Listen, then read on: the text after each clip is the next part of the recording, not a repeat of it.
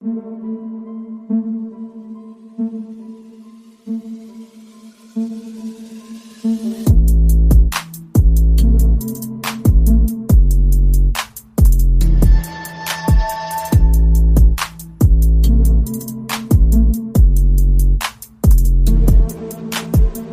and welcome to the John Wall episode of the Hoop Theory podcast, aka episode 110, which is in honor of him being the first pick in the 2010 NBA draft.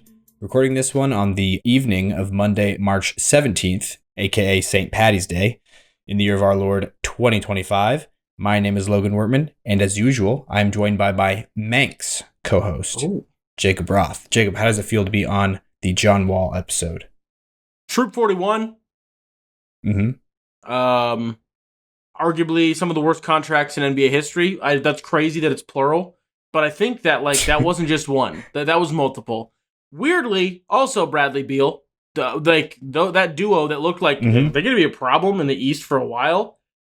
Nope, only a problem for whoever writes the checks for the Washington Wizards, and then other teams as it continued. But yeah, it feels good. What was my adjective? I'm a little. I don't know if I know what that word means. Yeah, no, I didn't until today. So that makes two of us. Manx, M-A-N-X. It means relating to the Isle of Man. Oh, yeah. The people in the Isle of Man. There you go. Yeah.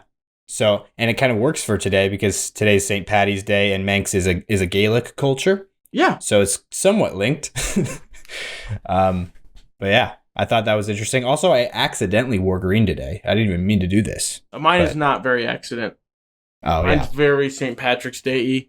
Yeah, I can tell. Granted, I could also just wear a Celtics thing and it'd be like kind of up there. But yeah, that would be perfect. This is probably actually the only more St. Patrick's Day type of thing than just that I own. Yeah. Than just a regular like there's a leprechaun holding a regular colored beer instead opposed to a one of the Verde variety. Verde. Green in Spanish for those that didn't watch Dora or whatever the modern day equivalent is. Is that Go Diego Go? Pretty sure that had a run. I have no idea. I've got younger siblings than you. Not by a lot, but by a couple years, and those couple years matter. Yeah, no. I remember Go Diego Go being a thing. I don't know if it still is, but I don't know. I feel like they've gone like live action Dora. Probably. Yeah. I know that was anyway. I was a big Dora kid. Mm-hmm. Like I wanted a Dora backpack when I went to preschool. My mom was like, "We're not going to do that. That seems like a bad." Which is totally right call by mom.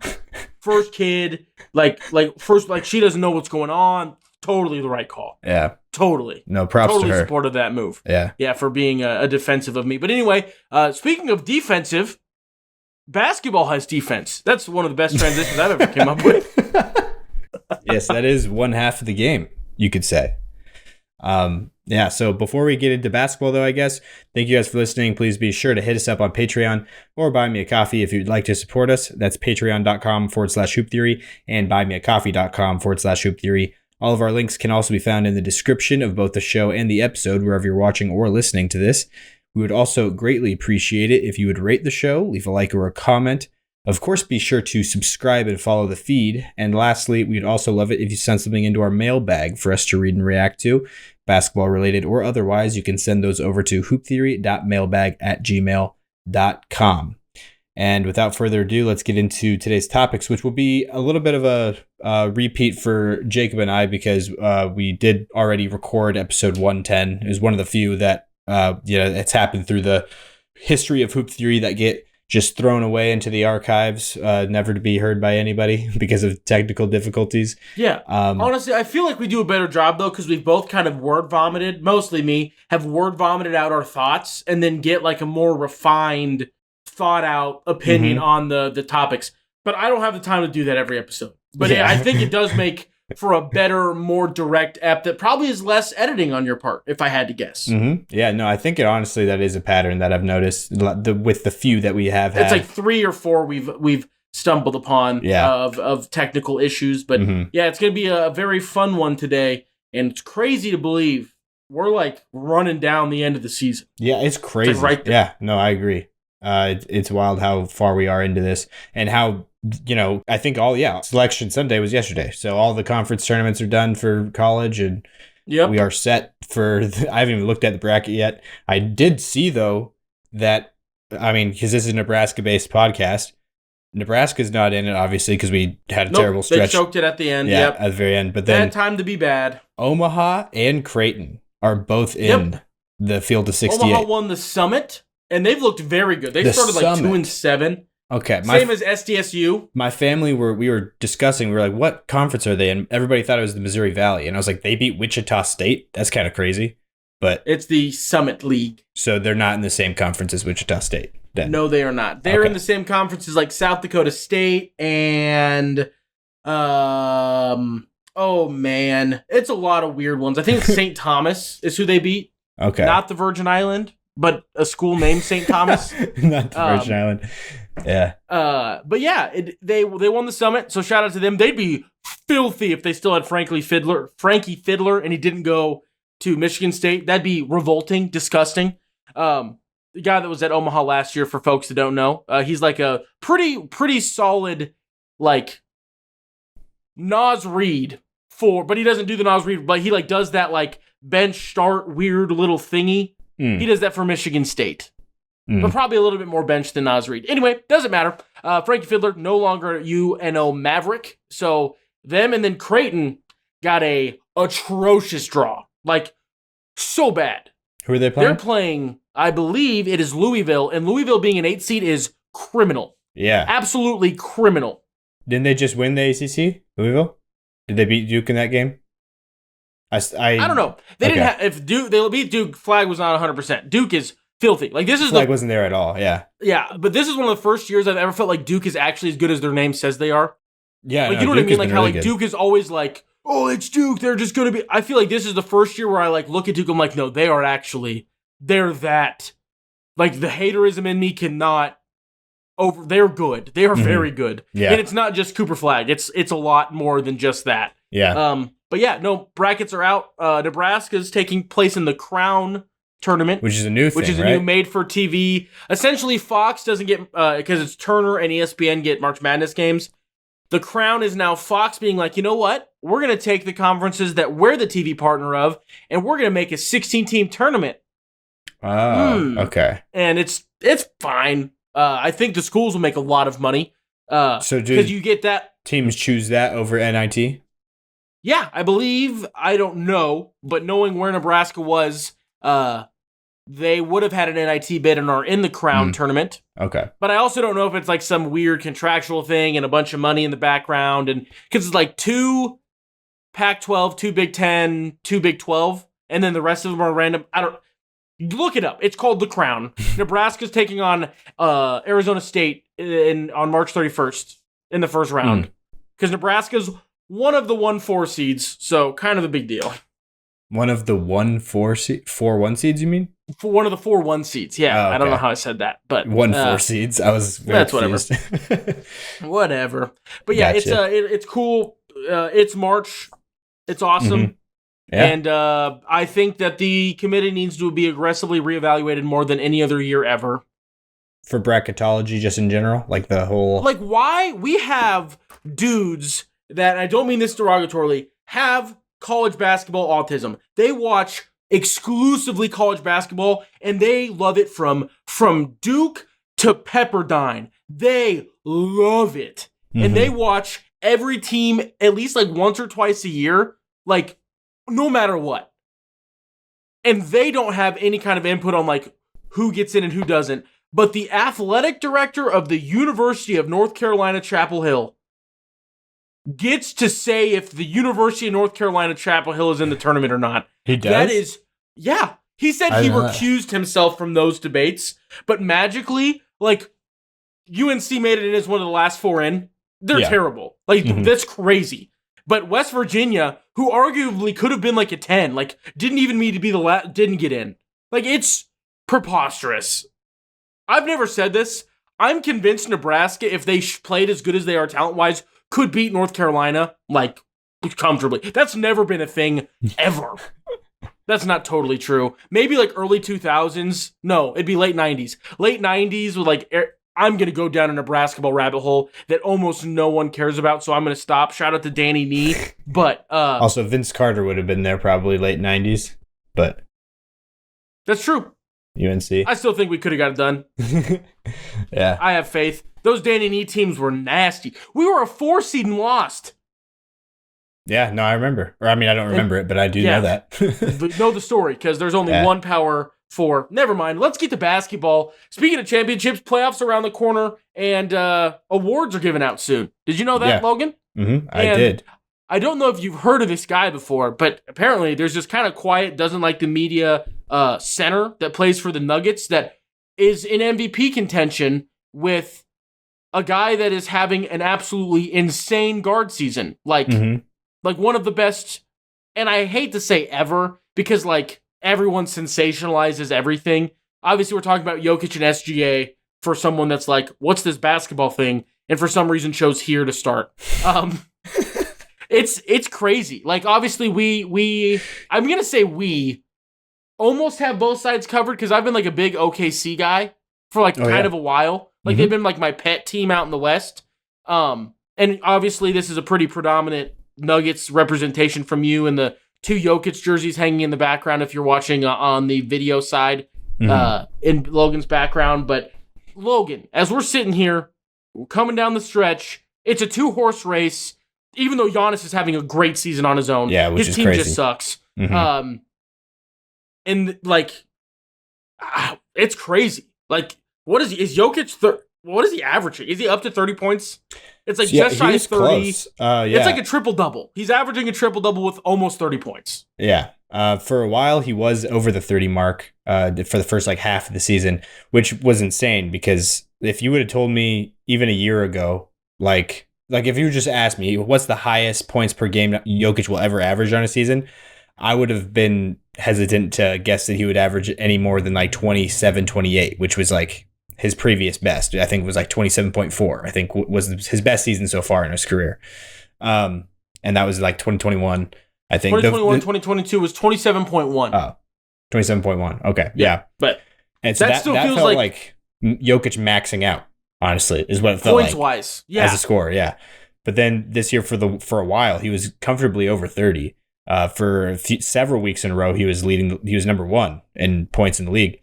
And I was like, I never thought we would have a Jokic year like that, but yet we are having it right now. And I also would have been surprised if you told me that he would average cleanly a triple-double, like over 10, not have to do any rounding, because that's just such a hard thing to do when you're not trying to do that.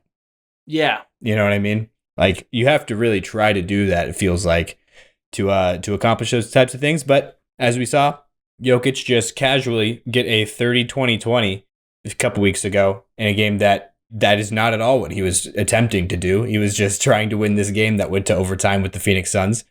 I think didn't he have? Wasn't it he had a triple double like halfway through the third? At the 10-minute mark in the third quarter of the third. Okay. Yeah. So 2 minutes into the second half, he already had a triple double. And then he just got another one. Yep. Yeah. Which is just insane. You got 2 triple doubles in the same game. The only people who can say that are Jokic and Russ, which is kind of crazy too. They're teammates now, because Russ is the only one with only other person with a 20-20-20 game.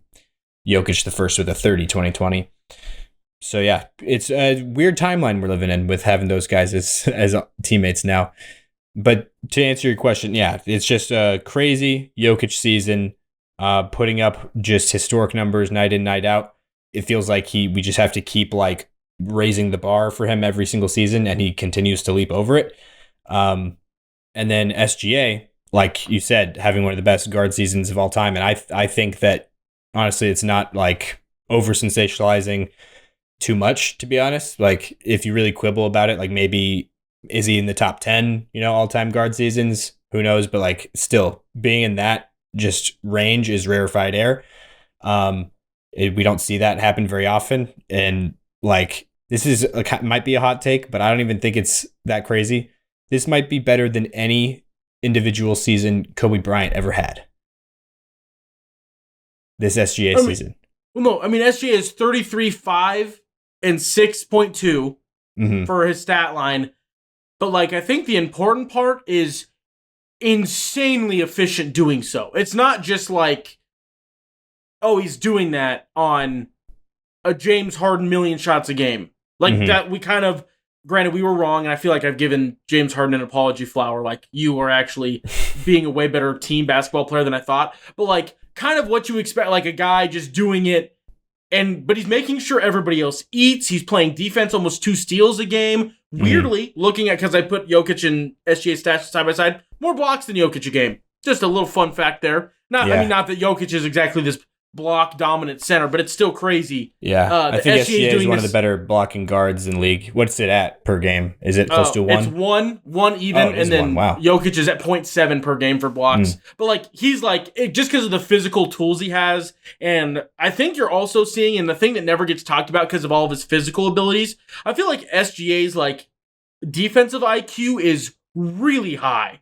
I feel like a lot of the way he's able to get those blocks or those strip block things is because of like how he attacks it defensively, and not just like, oh, I'm an insane athlete and can do a lot of things. Yeah, and it also, to be fair, it is an insane luxury to be on the defense that he is on.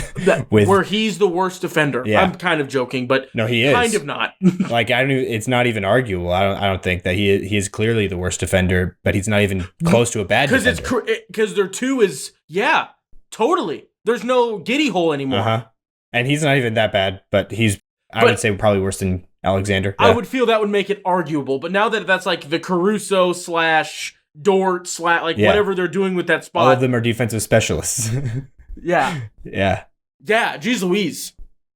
Even that's awesome. Case and Wallace, if you're bringing him in, or which is crazy. Yeah. That's one of the. I think the thing that makes this Thunder team so nuts is, do you think that the second unit of the Thunder is a playoff basketball team? Okay, because I do. Really? I truly, in the East, Arkansas, Jalen Williams. In the East, I would say so. Okay, whatever, sure. I'm just saying that I think that changes it. In the West, that would be really hard. East, there's like, it would be, but you'd have Wallace, J-Dub, Arkansas J-Dub, so Jason Will, Jalen. Yeah, so J Will. J Will.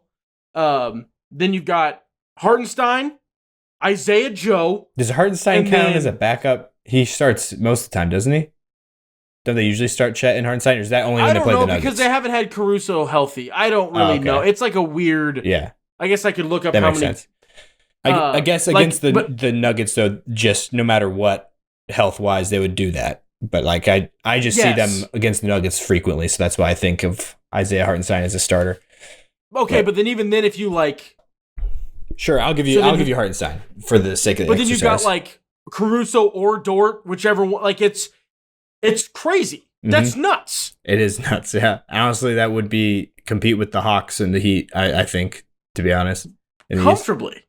And it's also the just sheer fervor they attack with. You'd think this team was coached by Ime Udoka, who everybody just fawns over this man. He gets the most out of his play. And I'm not saying he doesn't, but my boy Daiglenut, shout out to previous listeners, Daiglenut is doing an insane job of every guy on this team is like, they're weird interviews where they all like bark like dogs. I feel like this is not this is the team.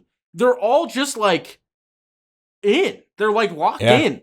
Like that would be the hardest locker room to just go join coming from the outside.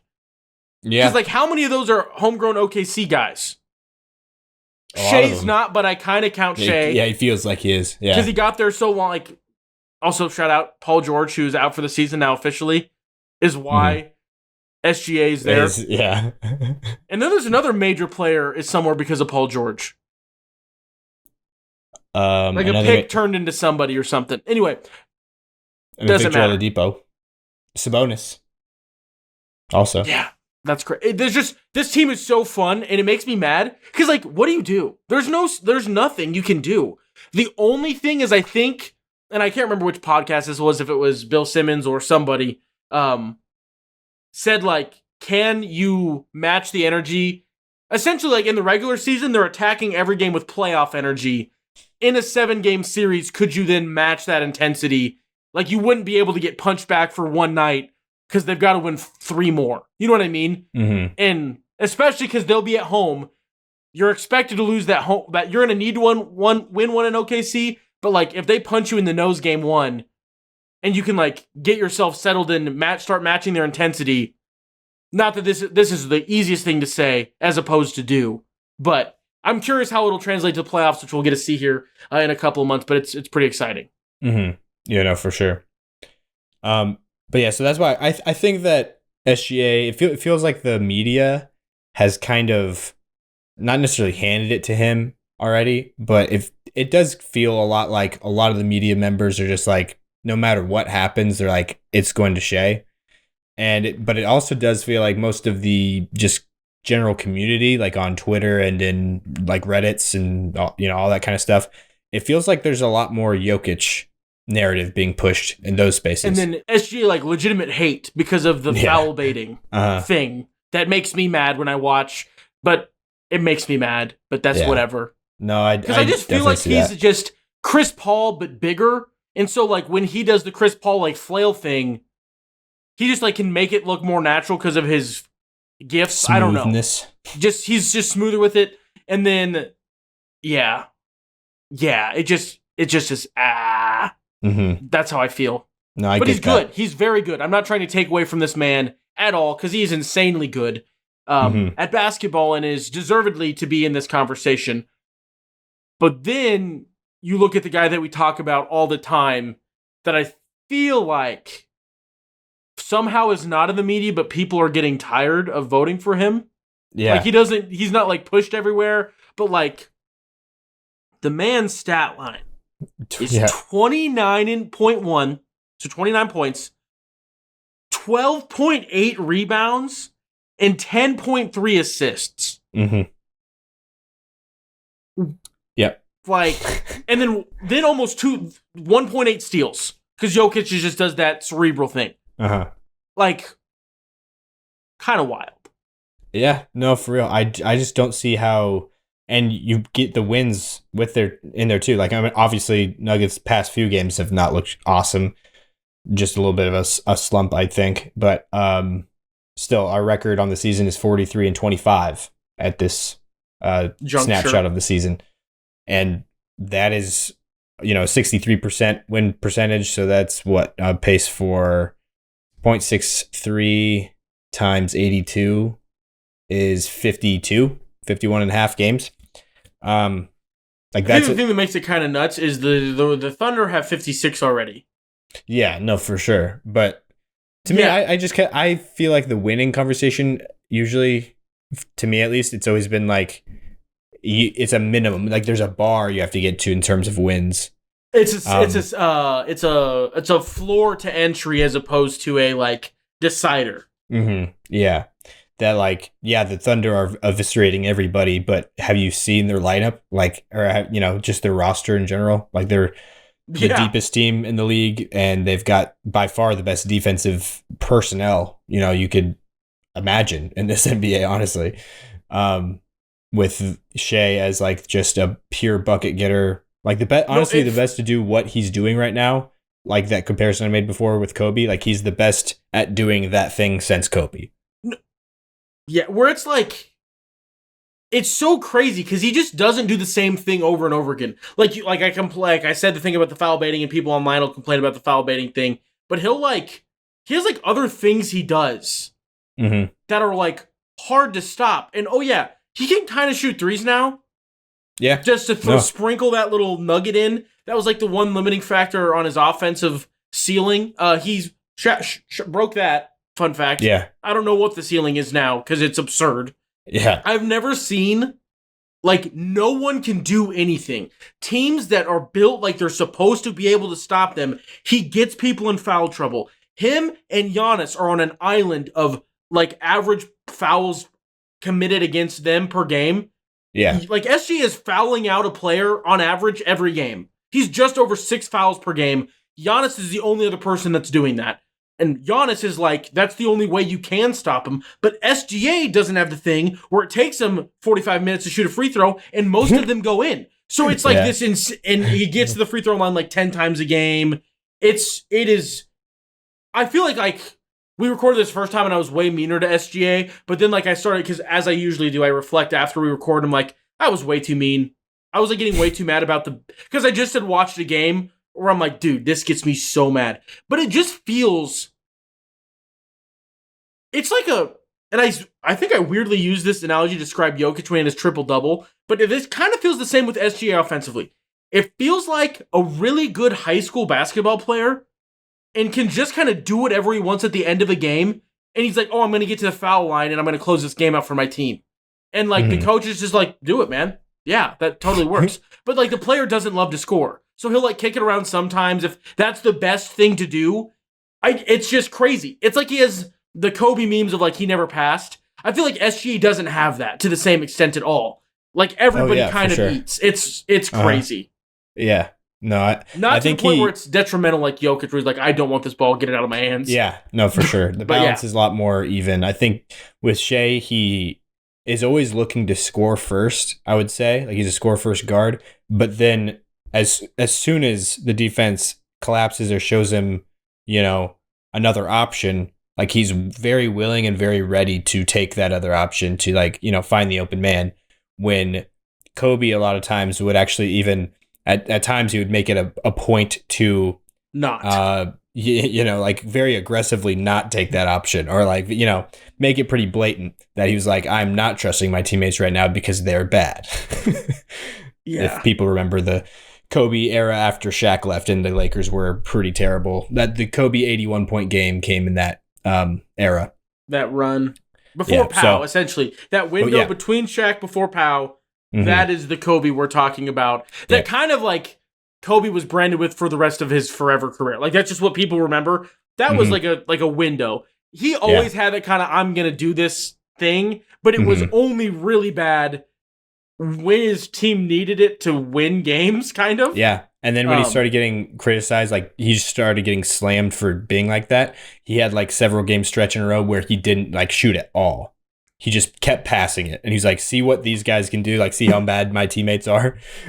But that's just Kobe. But so Shea, he is a lot more like, just balanced and I don't know, in a weird way, kind of ethical in that sense of the game, just in terms of like, distributing it, like being a black hole. But in terms of getting to the line, he does have a lot of crafty ways that he maneuvers around, and every time a player will put their hand in front of him when they're trying to stay in front of him because of how like shifty and slithery he is very good at picking up his off arm in a way that hooks that arm into him, so he brings it up with his shot to force the defender to, foul him, basically.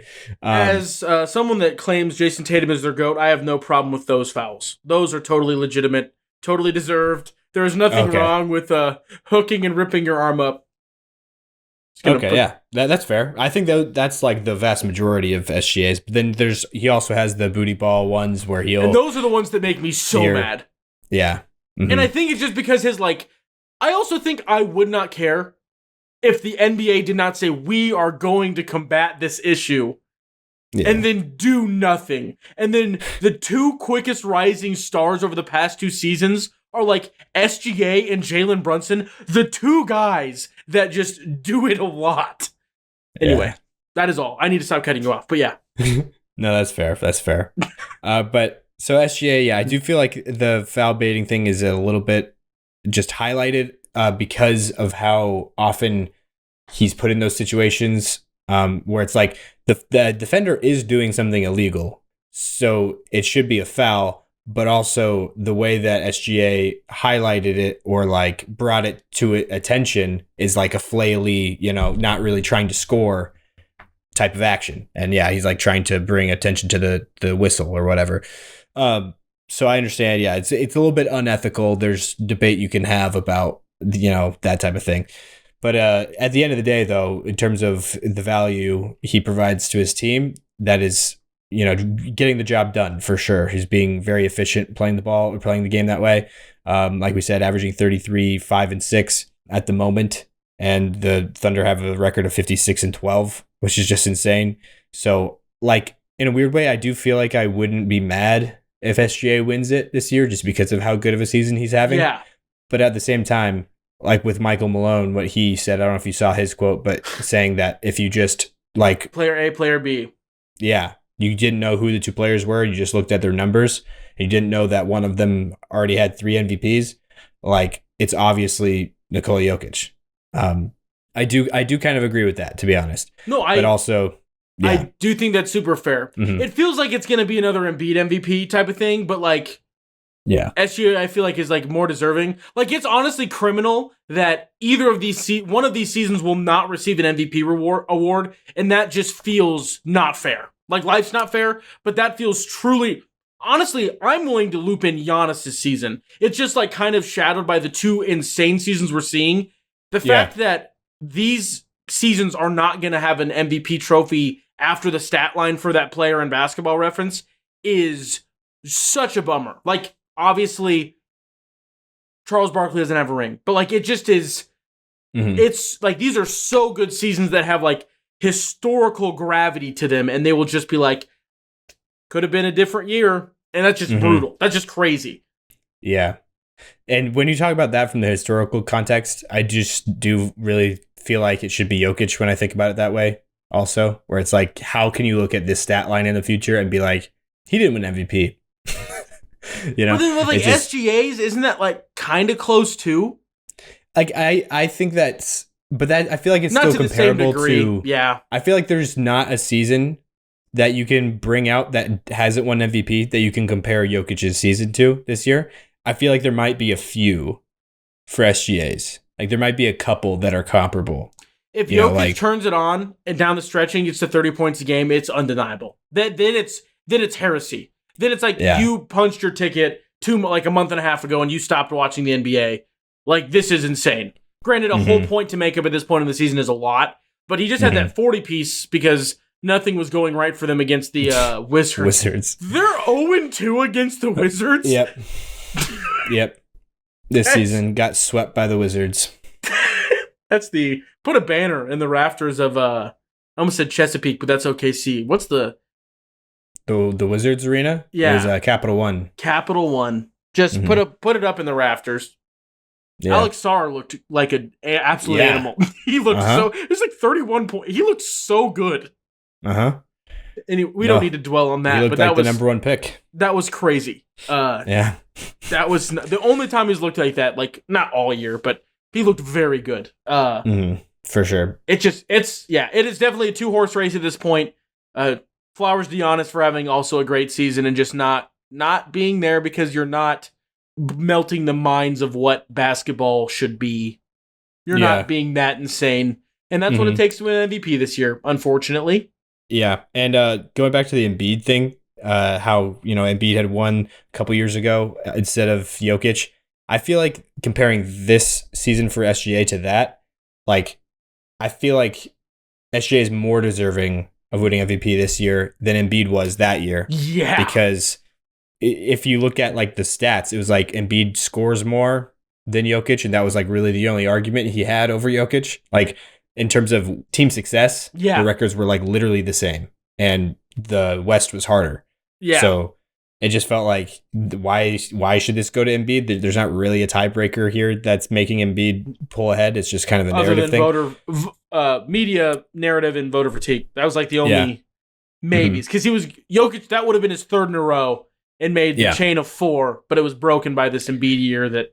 But he hadn't won a ring yet, so he wasn't allowed to. He did, though. He did win one.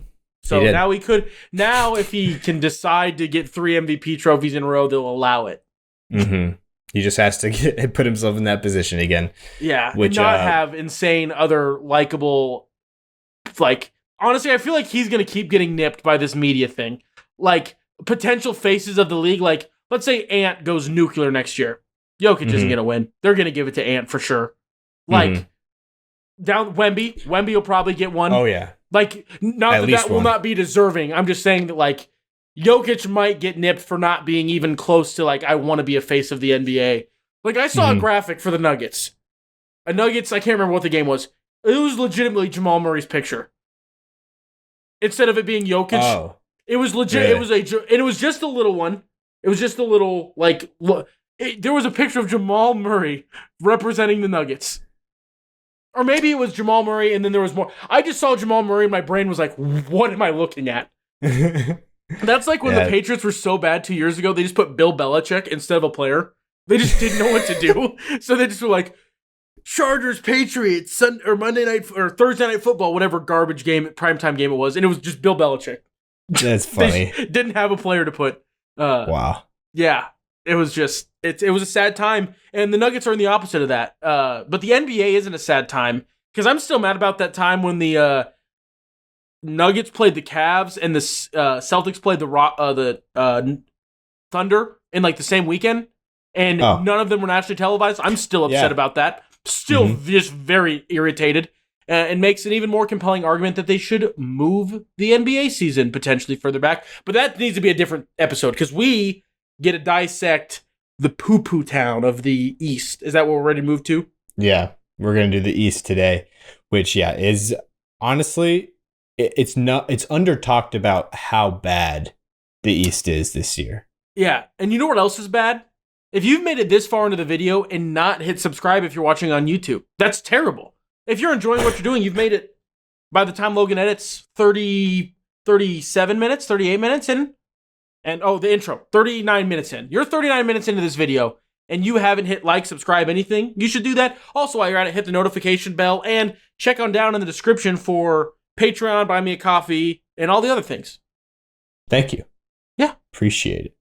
And with that, I guess we can jump into the East. Dumpster. Or did you want to actually look at the NBA championship odds? Oh, yes. Yes, Logan. These have changed dramatically since our first attempted recording. Dramatically. Okay. I'm very interested because I think when we did this last time, the number one team was the Celtics. Correct? They still are. Yes. Okay, so they still are number it's one. It's more the numbers that got nuts to me. And so when did the Celtics become one over the Thunder? Because I know the Thunder were number one for a while. Did the Thunder have like a weird loss? That were like, oh, maybe they're too young. Or is they're it not just ready. that the Celtics got out of their rut? Is that what it was? Maybe KP looked healthy. I don't know. I mean, he doesn't look healthy, but I have no idea. I'm not sure. I could probably go back and find like a betting like math history thing. Yeah, history, no, that's but I'm not doing that at the moment. That makes sense.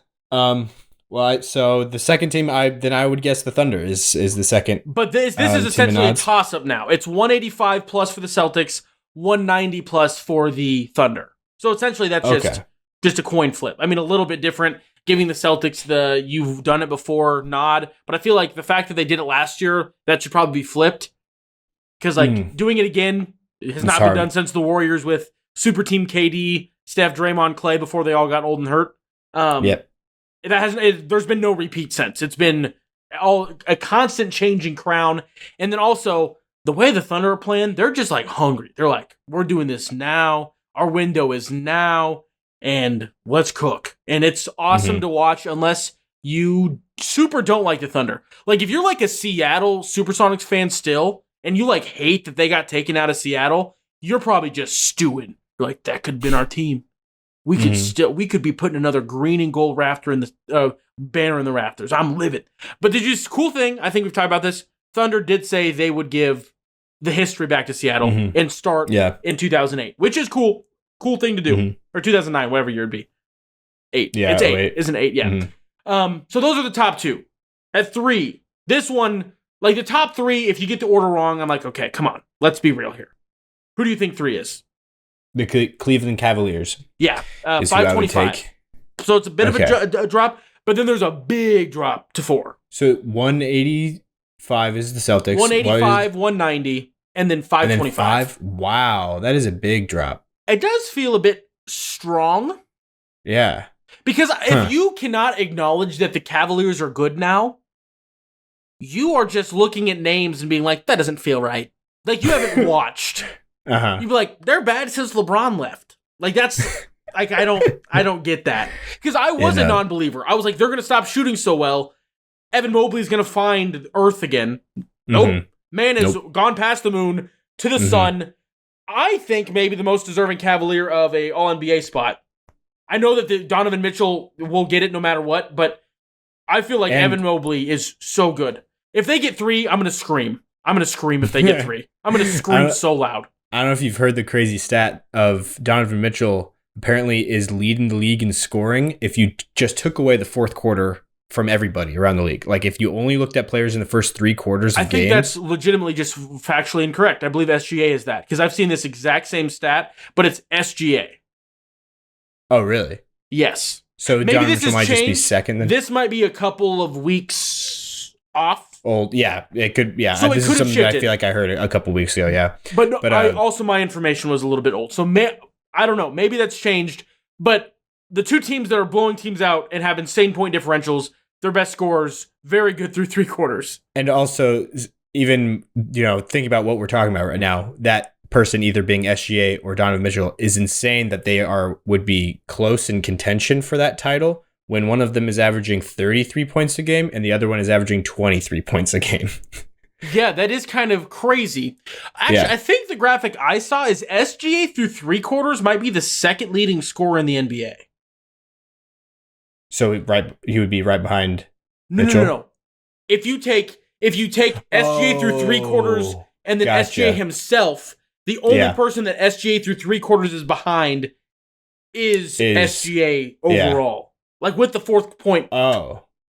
So he wouldn't even be behind Giannis, you're saying? I don't think so. The graphic I saw, again, this is a little old, but I believe that is what I saw and understood via the graphic that I watched. I viewed with my eyeballs.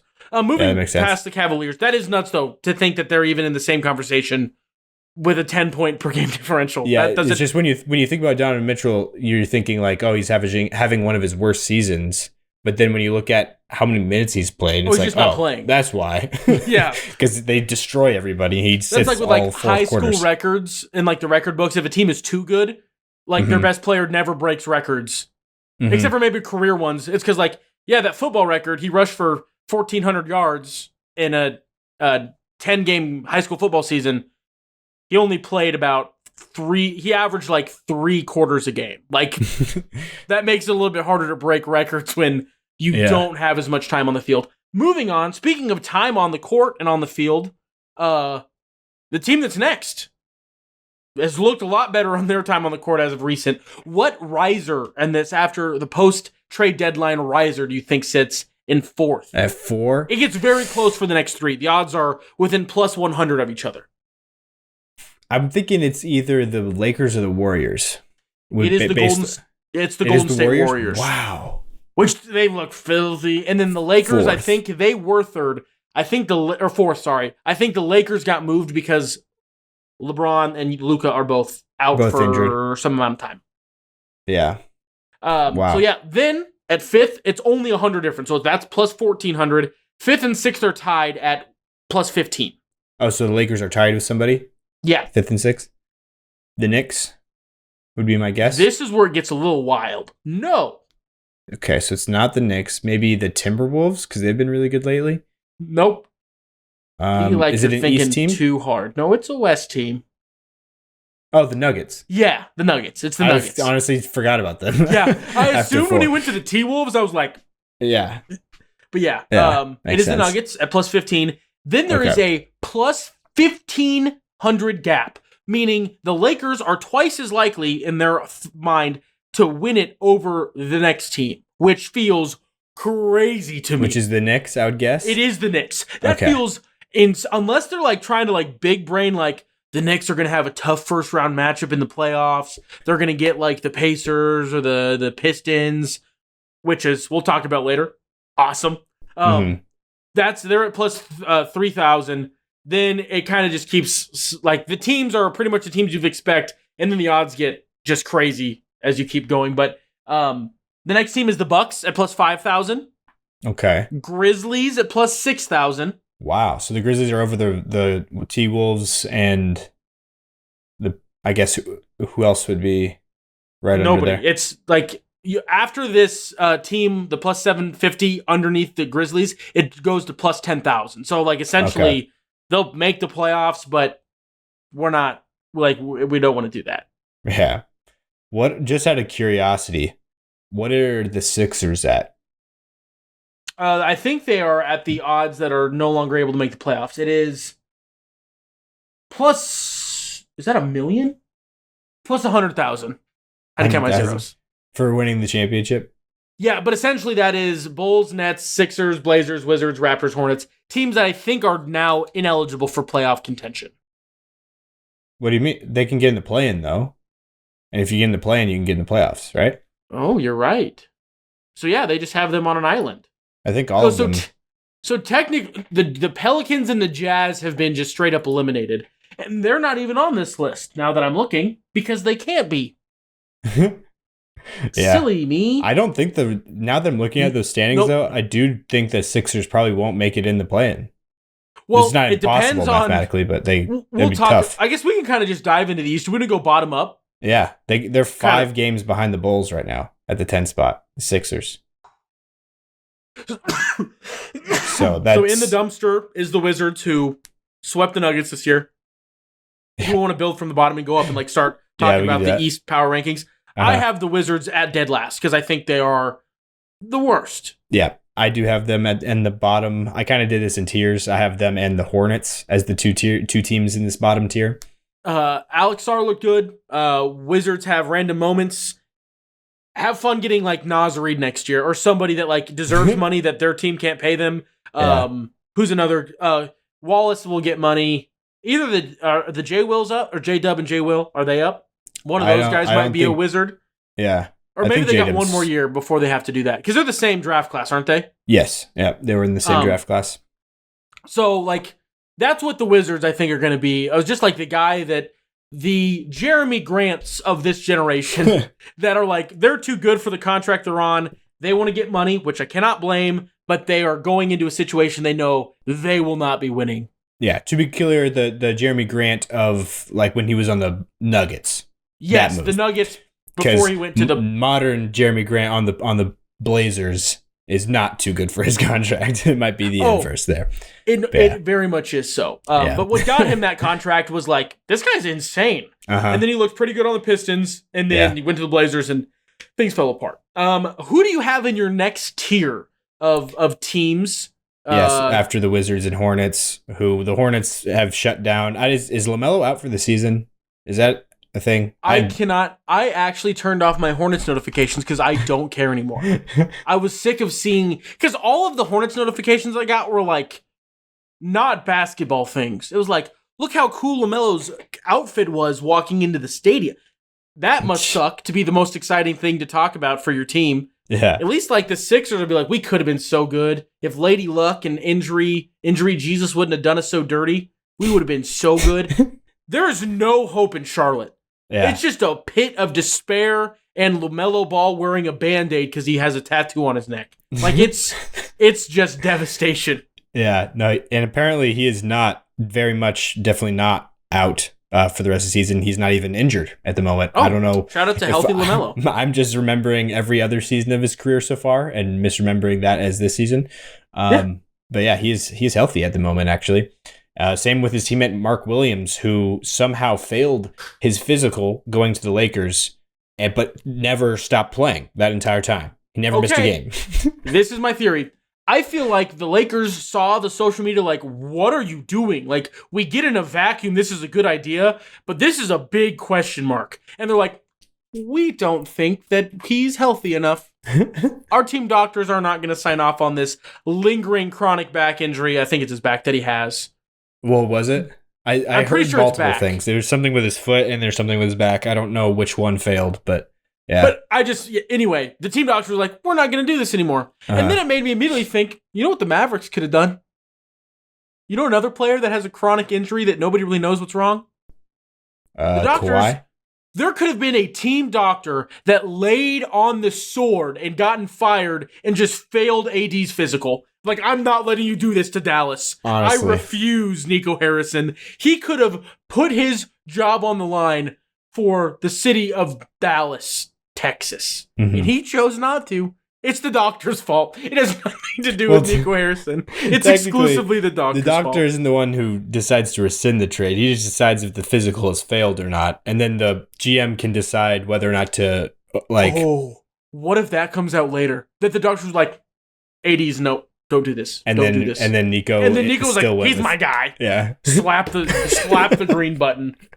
Slap the big red button that says nuke Dallas's economy for the rest of forever.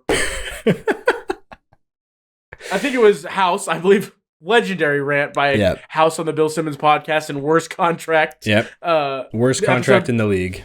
Nico Harrison. Great episode to listen to. Just some sound bites. Look at the alchemy he performed. Context isn't going to be given. You got to go listen for the context. Laid it out just perfectly of like, he's like, I think this could cost Dallas like $2 billion with a B dollars. Mm-hmm. Yeah. In the next 5 years. Because if I own a business in Dallas and my graphic or my company logo is anywhere in that stadium, I'm not paying the price I was paying before. Honestly. He's like, sure. ESPN crews are never going to be in town. There's nothing to watch. I love PJ Washington, but he's not that guy. Exactly. Kyrie's out for the season. AD hasn't played a full game since they've gotten him. He looked really good before he got hurt. He did. He really did. Kind of weird, though, that they had him wearing those like all-white jerseys, and like there's like a world. What if that's the last basketball game he ever plays? It's just a random one-off of AD in that white Dallas jersey. That'd be weird. Honestly. Yeah, that would be crazy. But yeah, it's the thing with NBA teams is, they never go, or all of the big four sports, honestly, the franchise values never go down, except for this one rare case where somehow Nico Harrison was able to, make things worse. Make it happen. Speaking of poorly ran teams and poorly GM teams, there's an entire rule named after a former GM of the team that I have in the next tier, the Brooklyn Nets. Mm-hmm. You can't trade 2 consecutive firsts. It wasn't he the Cavs GM? I thought Stepien. Is the Stepien rule based on the Cavs? I always thought it was the Nets. I blindly thought it was the Nets. It makes sense for the Nets. Because that's like the exact thing that they did that doomed them and why the Celtics have the Jays. Yeah, but they still weren't even able to trade the consecutive years. So they did it as much as they're allowed to do it with the Stepien rule. Oh, that's why it lasted so long. Yeah, because they had to do it every other year and then do a pick swap in the years that they weren't allowed to do, okay. That's how they navigate around the Stepien rule is they do pick swaps in the years that they can't trade. So he was a Cavs GM. Yeah, like back in the 80s or 90s, where he was like, he had a good team, but he was like, I don't want to win in the future. I want to win right now. Why do I need picks? Can't I just trade all of my picks? And the league was like, no, don't do that.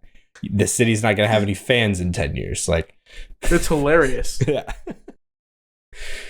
Oh, man. Sometimes the NBA stepping in's okay. But yeah. Do you have anybody else on that Nets tier? I know you kind of said a couple as we were going into it, but then honestly, got derailed. Sixers, Raptors, Bulls. I would probably put all of those teams in that tier. Maybe that's fair. I think the Bulls might be a little, in a weird way, a little bit just hovering over those teams somehow. Which is why I feel like there should be a play. Geddes looked good. Geddes looked good. I will defend him. And also, honestly, that was one of the best. Like, if you haven't really paid attention to basketball at all, and you're just jumping in, listen to that Bill Simmons podcast after you're done with this one about the contract trades, because they talked about like Scotty Barnes, and I'm like, I love this. This is genius. Because like he hasn't looked great, and he's due a bunch of money next year. He hasn't looked like bad. He was an all-star because of a bunch of people saying I'm not doing it last year. But it's they're 24-44, and things don't feel great probably for them. Yeah, he's just kind of been given the keys for what feels like no reason at all in his career so far. It's like, oh, he's the next franchise guy. And everybody just agrees that that's the case. And it feels like, it's like, why? Why do we all agree that is the case? It's kind of like a college football coach winning 9 games over 3 seasons, then getting a 4-year extension. Inexplicably. That flew over my head, but... His name is Scott Frost. No, the Bulls are like weirdly feisty. They're not good, but like I feel like they don't deserve to be in the same pit of despair as the previous 5 teams we've mentioned. So I'm glad that you gave them a little weird, like, you're really bad, and the 9-10 game is going to be a formality, but yeah, there really shouldn't be. It feels like, how about we just take the top 6 in the East? Because so top 2 just get a bye? Sure. Yeah, no, I'm just saying, like, all the teams in the play-in this year for the East feels like they aren't playoff teams. I feel like this is going to be the thing where like GMs in the West and owners in the West go to the NBA meeting and are like, hey, how about, crazy idea, when we go to 32 teams, shuffle things up a little bit. Maybe we differentiate some markets. Maybe, I don't know, don't let the East bottom be the entire top half of the lottery. Yeah. Or bring up you make the playoffs in your conference, but then everything gets reseeded. So then, everybody still would make the playoffs, but, the Thunder wouldn't have to get the gift of the Clippers in the first round. That doesn't seem as fair as the Cavs getting the Magic? Yeah, the Magic or the Hawks or the Heat. That's it's very levels. This feels like this year's worse than the others because of how bad the top of the West was almost always up there. That was never the question. But it felt like there was this nice sandwich where top of the West, a big majority of the East, and then the West finished out, and then the bottom feeders were just kind of whatever. Yeah. But now it's West, a little bit of East, West, a little bit of East, rest of the West, the rest of the East. Yeah. It's a poorly constructed sandwich. You got lettuce underneath the bread. It doesn't work. It's so bad. And this doesn't feel real. The Hornets are 40.5 games behind the Cavaliers. Yeah. The Thunder are 41 games ahead of the eliminated Utah Jazz.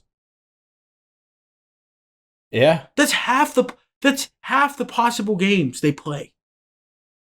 No, Total. That's a lot. It's so bananas. Yeah. No, that is crazy. But I do feel like the 7 seed being the Hawks at 32 and 36 is kind of wild. That you're 4 games under 500 and you're the 7 seed. Yeah.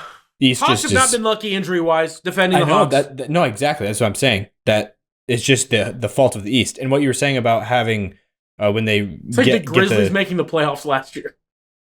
Say that again. It's like the Grizzlies making the playoffs last year. Honestly. But what you were saying about the East are when we add 2 more teams to the NBA expansion and them reshuffling things to try to even out the conferences a little bit. The pushback you're going to get from that because you need the vast majority of teams to agree on a change like that. And you're basically guaranteed half of the teams, so every team in the East, to not agree to that because they like having, less competition. No, the good. And then the other thing that I think they need to do, and I know, Bass, you're going to probably hate the sentence to come out of my mouth, but I feel like with how bad the divide is right now in the NBA, the way they need to do it is NFL style. There's not an East and a West. It's you are the ABL and the NBL. You're separate leagues or conferences, or it'd be conferences. So it'd be I don't want to do American Basketball Conference and National Basketball Conference because that's literally what the NFL does. ABC and NBC, and they're also there's no world that would ever television happen. Networks. I'm trying to think. Anyway, but you need to break it up in some way. Maybe you go north-south and draw a weird diagonal line. I don't know how you do it, but you need to change up something because it's bad. It's so bad. Also, if you do north-south, it'd be even more off-putting than the east-west line. Because the north-south line would be in the middle of Georgia. It would be so hard to visualize. Yeah. I get because, there are a lot of teams up in the lakes and northeast, though. Crap. Would that essentially change anything then? Yeah. So it would be, I feel like it would be pretty even. Because you got a lot. I mean, because we'd catch.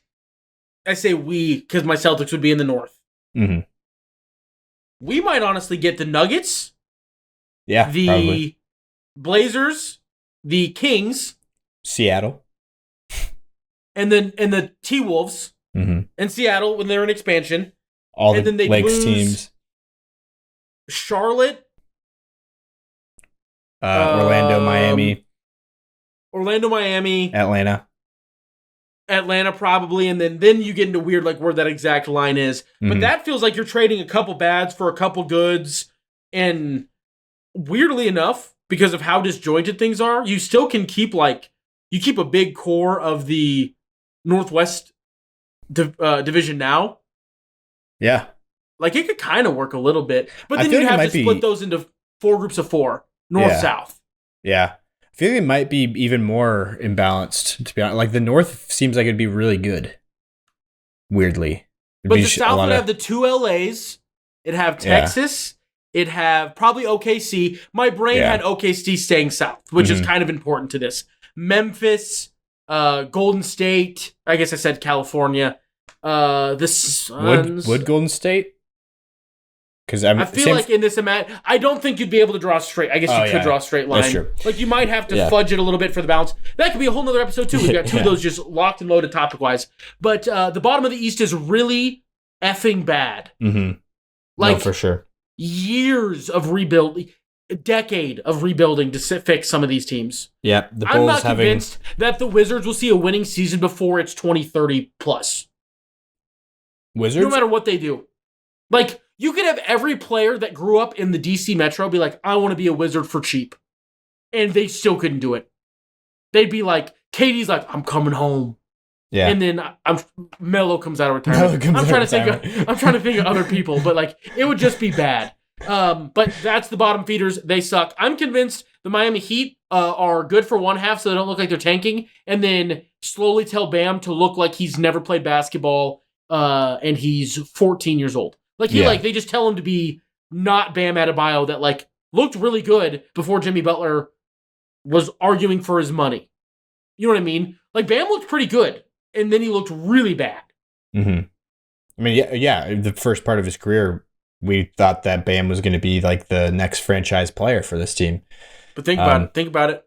Bam gets mad in Miami. He looks bad. Discount deal. Drew Holiday retires. Al Horford's gone. Jason Tatum, Bam Adebayo, teammates wearing green. Perfectly lines up. Yeah, to be honest. The Heat with Terry Rozier also being just terrible. That's just so bad. Uh-huh. Oh my goodness. I don't understand why, but that's just... Or how. Yeah. Yeah, that's a reality that we have. He got traded from the Hornets, where somehow he was really good with the Hornets, and then just immediately, as he got to the Heat, just zapped all of his powers away. Yeah, he got monstered. Yeah. The Magic have been a confusing, just whack job season. It's just, started off Paolo, amazing. Looked like he's taking the next leap. He's a certified. Is he an MVP candidate legitimately early? He was, granted, there's no way that he would have kept that up and became an MVP candidate. But he was so good. Mm-hmm. I think the second I said, I'm so mad. This is going to be a what-if that bugs me for forever. I remember you texted me, right when he got injured. I was so mad. Mm-hmm. Tore his oblique and was out for a good stretch after the first 5 games, where he was averaging like 30 points a game over those 5 games. And then Franz took off, and the Magic kept as him a whole afloat. Just took off. Yeah. Franz put to bed all of those, like, the haters over the summer saying that his contract was, all that kind of stuff. Like this guy, I was pointing at myself for audio only listeners. Yeah. And he was just looking amazing, being like the engine focal point of the team, is like heliocentric Franz. And then he goes down, and somehow they're still staying above water for the most part, as well as you can when your 2 best players are out. And Jalen Suggs became beloved. Mm-hmm. He turned into the number 1 option somehow, and was still guarding dudes on the other end. And also, I forgot to mention, Franz got injured with the same exact injury that Paolo did, which was just weird. It's not even like a normal basketball injury. That's like a baseball injury, apparently, a torn oblique. And then Jalen Suggs goes down, and then it's like... But the other thing, the other guys are back. The other guys are back. So the glue of Jalen Suggs came back. Doesn't matter. They're the worst offense in the league, with their 2 best players back and their 3rd best player gone. Who's apparently not an offensive guy. Yeah, he might be. Apparently, he's just the best player on the team somehow. He honestly, it's weird. The definition of MVP. Yeah, for the Magic, it's like MVP FTM. Most valuable player for the Magic. He should just get belated votes casted for him. There's gonna be one a Magic fan that gets a vote. He's like, I'm gonna throw my vote away. I don't even care. gives Jalen Suggs a third. He probably won't be eligible game-wise, but anyway, yeah. No, that's the one thing that takes him down there. But the only one, though. That's the only thing. Yeah. The only guy that you're like, should he be able to get on there? It makes sense. He has a case. But yeah, that's the Magic. They're at 8. So even though they've been the worst offense in the NBA for, I think, for the calendar year of 2025, they are in the playoff picture for the Eastern Conference. The Hawks are the 7th seed, and they had just the worst, luck with Jalen Johnson, who was like kind of arguably their best player. Looking really good. Yeah, this season. He went down and is out for the year. And so then it was like, all right, well, this season's a waste. Let's try to tank. But it's hard to tank when all the teams that we've already gone through are in your conference. Because you're going to win some games against those teams who are also trying to tank. And so the Hawks are they're hanging, they're surviving. They're here with the 7th seed, 32 and 36, even without their second best player. And then we got the Pistons at 6, and this is where the teams actually get good. So yeah, all those teams below, not good. Teams Bad. Above, good. Pistons at the 6th seed, feel good story. I love it. I'm all here for it. I'm glad that. Go ahead. My bold. I have the Pistons. Most of this has been chalk in terms of what the record is. That's about where I put them. Mm-hmm. This changes for me at 6 with the Pistons. So, you have them higher than 6, you're saying? Okay. I do. Yeah. I see. I think, honestly, my power rankings they might be in the exact order. I guess I have the Raptors and the Sixers flipped around. But, so I have That's the half Raptors, a game difference. Yeah, I have the Raptors at 12 and the Sixers at 11. But other than that, the exact order of the standings is my power rankings for the East thus far. And I have the Magic and the Heat flipped around. We just said them in the opposite orders because I'm looking at the standings when I was reading the teams. Yep. But yeah, so I do have the Heat at 8 and the Magic at 9. But yeah, the Pistons are at 6 for me. And but yeah, they are close with the next team. I will give you that one. And Cade Cunningham, I think, is pretty definitively the most improved player according to how it's been awarded throughout its history, where it's like, good player becomes great player is usually the winner. And Cade is a shoo-in, candidate in that aspect. But then we have, there's also Norm Powell. What he's doing is an insane case. And then also Christian Brown doing what he's doing is, I think, also a worthy guy to throw out there, literally doubling all of his stats. Every single stat he has doubled it. Oh. Wow. The counting stats, points, rebounds, assists. So yeah, the Pistons have been fun. Got a Thompson twin. Obviously the not as exciting one, but still both of them super exciting. Like we said, beef stew. I think you said in the video or the episode that got thrown away forever, you said that when you see beef stew in a NBA post, it's not going to be basketball highlights. Like, that you're not going to be watching that. It was like an Instagram clip, and it was like this guy, it was like him holding his phone with basketball in the background, and he's pointing, goes, whenever you see this guy on SportsCenter, it's not for basketball. Yeah, that is very true. But I feel like that's kind of just a team energy. Like, they're all willing to go. Mm-hmm. Yeah. Like, Ron Holland does it a little bit too. Mm-hmm. Beef Stew is the king of the hill. Like, he is that guy. But there's some feistiness to that team. I feel like whoever gets them in the playoffs, whoever unfortunately ends up with the 3 seed or with how close things are as we come down the stretch, maybe it's like they're the 4 or the 5, or the Knicks struggle. Who knows what happens? Who knows what crazy world we live in? With how good the Pistons have been, especially against the Knicks. I think they're going to take a lot out of whoever has to play them. Mm-hmm. They're gonna make it not fun. Like, it's gonna be. It might only be a 5-game series, but it won't feel like that. It'll be brutal. And that's why I have them at 4. You have the Pistons at 4. I do. I feel like Cade is awesome. And you need to have a guy that's that good to be that high. Mm-hmm. And the trajectory the 2 teams above them are at, I mean, they're a game and a half behind the Bucks and a game behind the Pacers. Like, they're right there. Yeah, no, for sure. And I truly believe that the Pistons, in a knockdown, drag-out fight, would really give the Pacers trouble. I feel like that would really not be the type of game the Pacers want to play. And the Bucks could deal with it, like, for sure. But I'm not convinced Beef Stew would not physically maim Giannis. Because both of them are very big, aggressive people. Mm-hmm. And that's why they're in the NBA. Yeah, no, and then all the vet signings for the Pistons working out the way they have, all shooting the ball really well. Goat. Yeah, Malik Beasley. Goat. The second leading 3-point makes on the season in the entire NBA. He's made more 3-pointers than everybody in the NBA other than Ant Edwards. It's like the greatest catch and shoot season I've seen with my... He turned into Klay Thompson. Yeah. He turned into pre-KD Warriors Klay Thompson. Yeah. He beat the... Off the bench. Yeah, and he broke the all-time... There were the Pistons, franchise threes made in a season record with 20 games left in the NBA season, which is just insane. It is preposterous. I love the Pistons are a feel-good to the max. Mm-hmm. Tobias Harris being appreciated a lethal somewhere. Assassin scorer.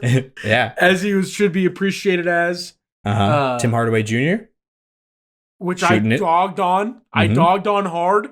Yeah. He's looked pretty good. It's just a fun team. It's just a very fun team that gives good teams fits sometimes. And they play like a lot of players. Simone Fontecchio, like their rotation is legit like 11 people.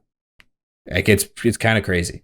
But they also need it because they're in foul trouble a lot. Yeah. But yeah, so the Pacers, I do have just a smidge above them with Tyrese Halliburton, Pascal Siakam, Miles Turner, Aaron Nesmith. Yeah, they've got a lot of players too. Andrew Nembhard, TJ McConnell. So all those guys playoff proven over these past couple of years, Made it in a very weird season to the Eastern Conference Finals. Yeah. Very weird season. It was a weird season for sure. But they played really well. They were a really good team in transition, hard to guard, put up lots of points on people. And I think if they catch a similar type of fire in this postseason, they're going to be a hard team to match up with, especially for the Bucks. It seems like that's a team they really get up for, the Pacers, with that Pacers-Bucks rivalry that's been brewing past couple of years now. Geographically. And like, it's just a lot of reasons. Mm-hmm. I feel like OJ Mayo and Paul George used to go rounds. Larry Sanders, right? Is that goggles? Larry Sanders, yeah. Yeah, he wore goggles. Power forward? Yeah. Trying to think if there's like another like old he plays Olympic volleyball now. Buttinger. Chase Buttinger. Yeah. Anyway, enough talking about like not this year Bucks. Would you like to talk about the Bucks regularly of this now? Year? Yeah. Giannis, like we said, is having one of his best seasons and somehow is not really in contention for winning the MVP. Even though he's a multiple-time MVP winner already. And then outside of him, Dame has had a quietly really, really good season. He's kind of fit in. It feels like last year was entirely growing pains, and this year is like what we kind of thought last year could have been. Mm-hmm. But the rest of the cast that was already old is older. Yeah, which is, unfortunate. Chris Middleton has moved on. He's a Wizard. Yeah, he's on the Wizards now. Kyle Kuzma has come to the Bucks, fit in pretty well, to be honest. Doing what Kyle Kuzma does. Yeah, so that's been good to see. And then Brook Lopez is aging, but he's still stretching the floor down there at the 5, not really getting a lot of rebounds. It's kind of the same story as his whole career so far. And then I already mentioned Dame, but his playmaking has taken a huge leap this year. It's probably been his best year in terms of playmaking in his career. Gary Trent Jr. started off really bad, but has been insane lately. Probably been the best shooter on the planet the past month, I would guess. He's probably, if you broke it down month by month, he's probably been at the top of leaderboards lately. Taurean Prince has been really good, really consistent all season in terms of his shooting, playing that role. And that's really all they need from those guys, to be honest. AJ Green coming off the bench doing that. Derry Bird being his nickname. The white guy just comes off their bench to shoot threes. Which is crazy that's like the only thing that Larry Bird is remembered for. But like did a lot more than that. Like an insane amount more. But yeah. Mm-hmm. Threes were actually kind of a very small part of his game when you look at it. It just is like no one else did it. And that's why it was like, oh, look, that guy can shoot threes. But like, I think his best thing was probably defense. He was like kind of crazy. You think Larry Bird's best skill was defense? I'm not saying he was bad at defense, but that's kind of a crazy take. I just feel like all his stories are defense. All of his stories? Like that's not true. That's not true. Yeah, I feel like he's a certified just put 40 on your head and walk the entire time. You know? I guess kind of crazy. Yeah. But that's nuts. Yeah. And then the Bucks, that's who we had at 4, so that's what we've been talking about. The Knicks is who I have at 3. So this is literally just chalk. It's weird how it is. Yeah, but it at the top, real. It will not be chalk though here in a second. Because Cavs are the first seed, and if you go by chalk, obviously. But the Knicks I have at 3. I think they're comfortably behind the top 2. They also super struggle against the top 2. Yes. Which I think is also a big part of it. And the top teams in the other conference as well. Both conferences. I think above 500, when they're playing against above 500 teams, they have a losing record this season. Yeah. They're on super fraud alert. Oh, it just helps that the rest of the East below the Pistons isn't even above 500. So there's a lot of games that are below 500. Mm-hmm. Yeah. The Pistons are above 500. No, I say below the Pistons. Everything below. Oh, gotcha. The Pistons are the line. Yeah. Mm-hmm. Yeah. So there's only 6 teams out of the 15 in the East that have winning records. But yeah, the Knicks have been a weird team, because they, historically, especially with Tibbs in the Tibbs era, have been a great defensive team. And then this year they became one of the best offenses in the league and been really average on defense, especially with Cat being in there as the 5, Mitch Robinson. I think he's back now, but I don't know if he's off of his minutes restriction or not. But that's, the Knicks' hope is to have that dual big lineup being able to solve some of their defensive issues, but I think that kind of hurts them on the offensive end probably. So we'll see how they balance that. Also playing all their guys so many minutes. Josh Hart leading the league in minutes per game again this season, and then all the other Knicks being in the top 10 as well, with OG Anunoby, Mikal Bridges, and Jalen Brunson, as well as Cat. All those guys, Cat and Jalen Brunson both having insane offensive seasons, have been really good, but yeah, just not matched up well with the teams above them. So that being the Cavs at 2, which Evan Mobley, I think, has really unlocked this Cavs ceiling that we've seen reached this year with his shooting, has been a really, really big thing. Obviously, the other things like Donovan Mitchell shifting his role a bit, delegating more, being more okay with not being the focal point of, not necessarily focal point because he still is the focal point, but the heliocentric, star that everything kind of rotates around, letting Darius Garland be more of the initiator, table setter, and playing off of that, in that 5-man lineup.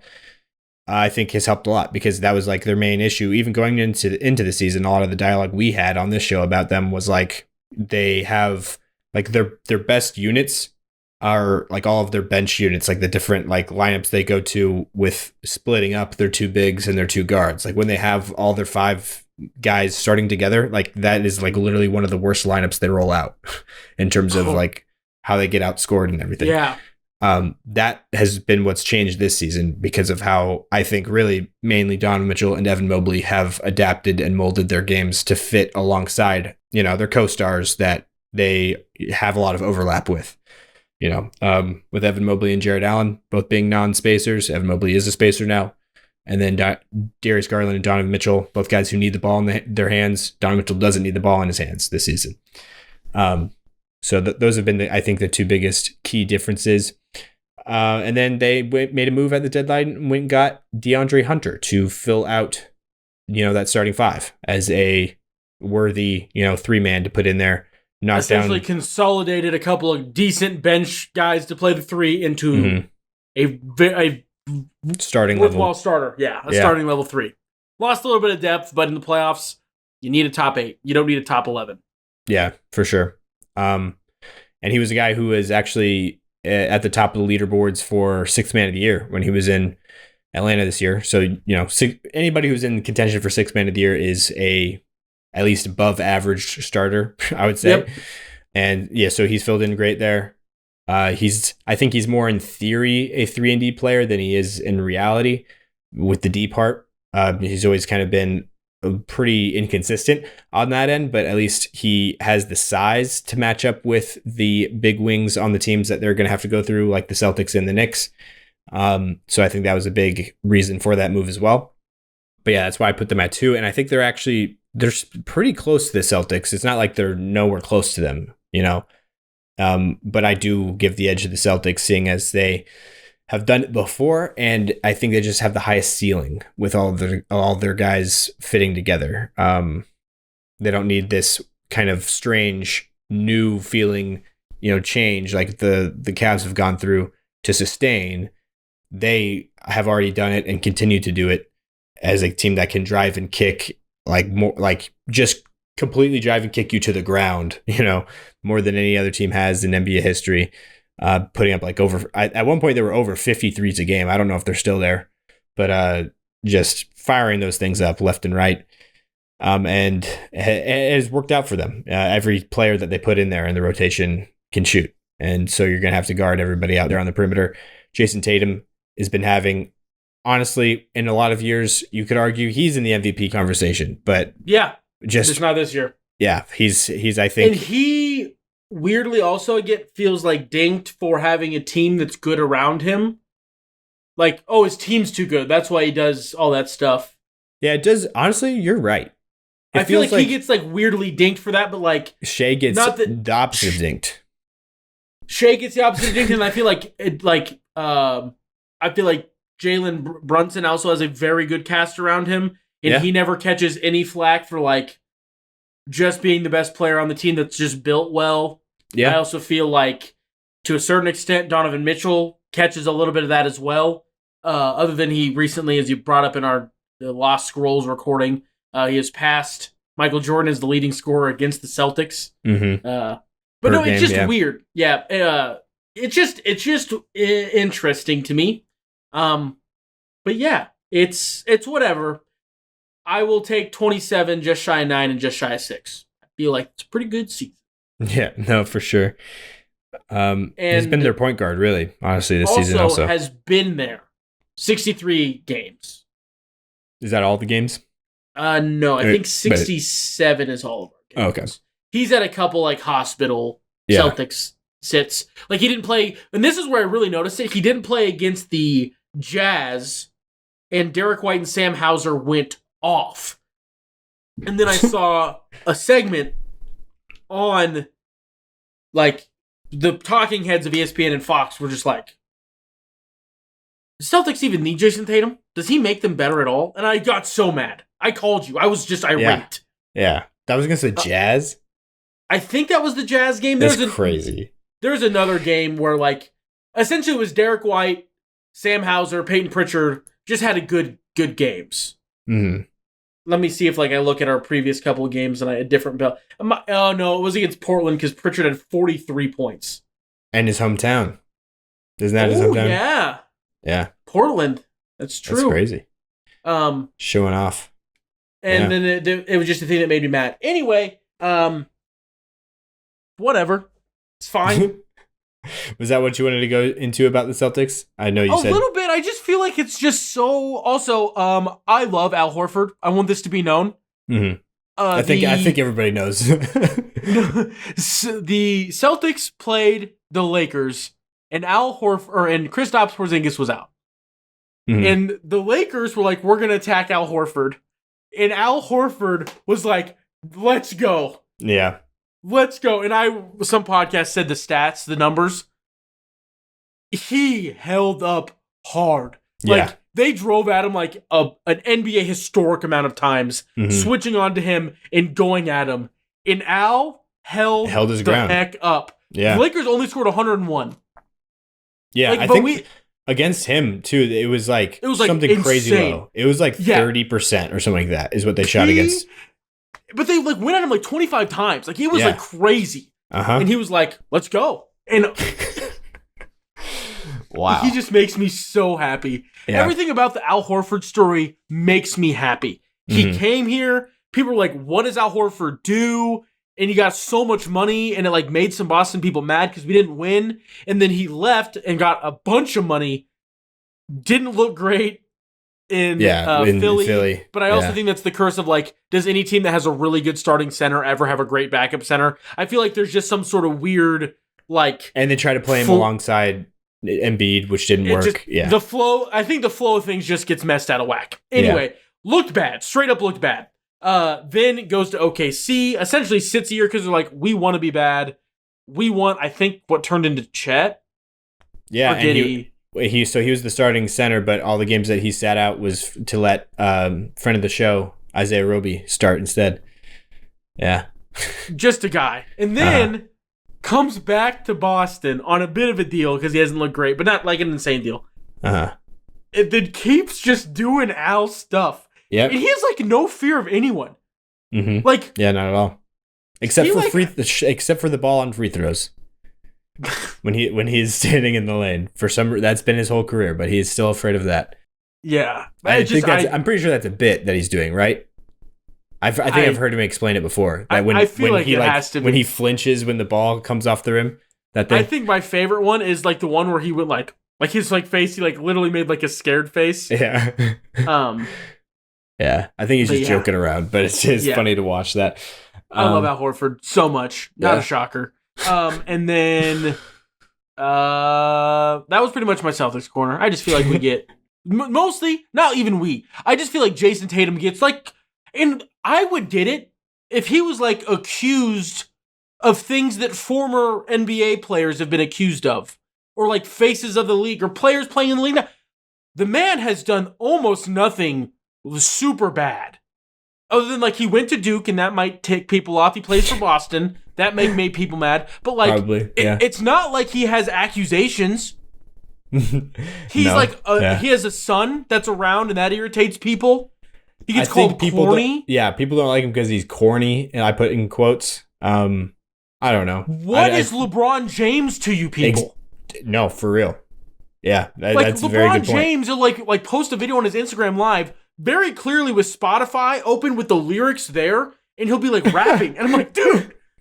Yeah. You can see the reflection on his glasses. The lyrics are right there. He's reading them. I started watching the NBA Starting Five or Starters or whatever that documentary's called on Netflix. Yeah. I shut it off after the scene where he's like, I listen to so much music. There's so many. I got so many artists on my phone. I've got Eminem. I've got Jay-Z. I've got Nas. And I was like, all right, I'm done. I can't do this anymore. Yeah. And then he did that weird like Big Brother thing against Stephen A. Oh, yeah. It's weird in the middle of a game. Recently, yeah. Mm-hmm. And then Stephen A was like, I don't want to talk about this, but I have to. And then like, proceeded to talk about it on like 3 different shows. Different times. And then on his podcast like a week later, because like he recorded his 1 week's podcast that didn't do like an emergency pod because that would have been too crazy. Anyway, that just was weird to me. I'm flattered that you put my Celtics above the Cavs, but if we don't have KP, I don't know if you can count us with KP, honestly. Yeah. I don't know what that looks like. I will ride with my boys till the end. I will be sad if we lose, keyword if. But if we don't have healthy KP against Cavs, let me look at the NBA. I think honestly, it might just be the Cavs you should be worried about in that case. I'm just saying in general. Oh, like both conferences?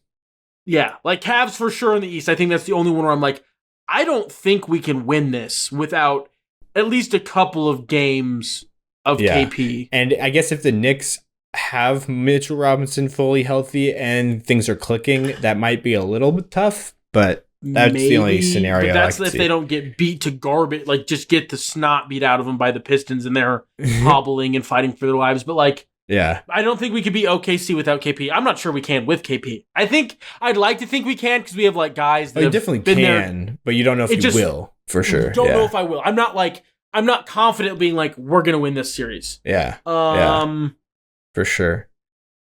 I think without KP, I mean, Nuggets would be tough. Yeah, Nuggets would be tough. Grizzlies would be tough.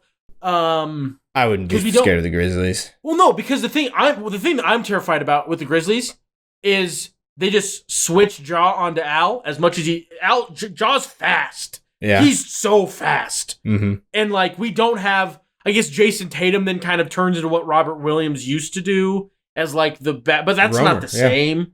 And we can't let Jason Tatum get in foul trouble with what he's doing for us offensively, as you said so eloquently, essentially our point guard. Mm-hmm. And we have like the best guards in the NBA to like fight through screens. And without KP, I get a lot more scared against almost every single team in the West that's making the playoffs. Like all of them scare me a little bit if you just take the top 8. Because I'm like, we'll just get unlucky and we won't see Kawhi. But like, it's just difficult. The only thing that makes me feel like maybe we'd be okay against the Nuggets, and I'd probably still take my guys, I'd ride with my guys, is we can put Jamal in hell, essentially, and that's when the Nuggets look really not good. That's what the Timberwolves do. They just put Jamal in prison and make Jokic do a lot of things, and then they can do enough with bodies to make Jokic's life just enough worse, and Yeah, which is the thought behind getting Russ this season is to have at least another person who can dribble the ball up the floor. So hopefully that will come into play there. But, no, I get you for sure. The Celtics would be a team that I would be afraid of. It's definitely a tier. It is a tier above for sure, no matter what. Of the Cavs and the Celtics. But that's about all the time I have today. I gotta get to some stuff. If you're good to wrap up. Yeah, no problem. So that will finish out these Eastern Conference power rankings from the Hoop Theory podcast. Thank you for listening or watching at home, whatever you're doing. That will be it for today's episode. And thank you guys for listening. Appreciate it. Stay happy. Stay healthy. We will talk to you guys next episode. Peace.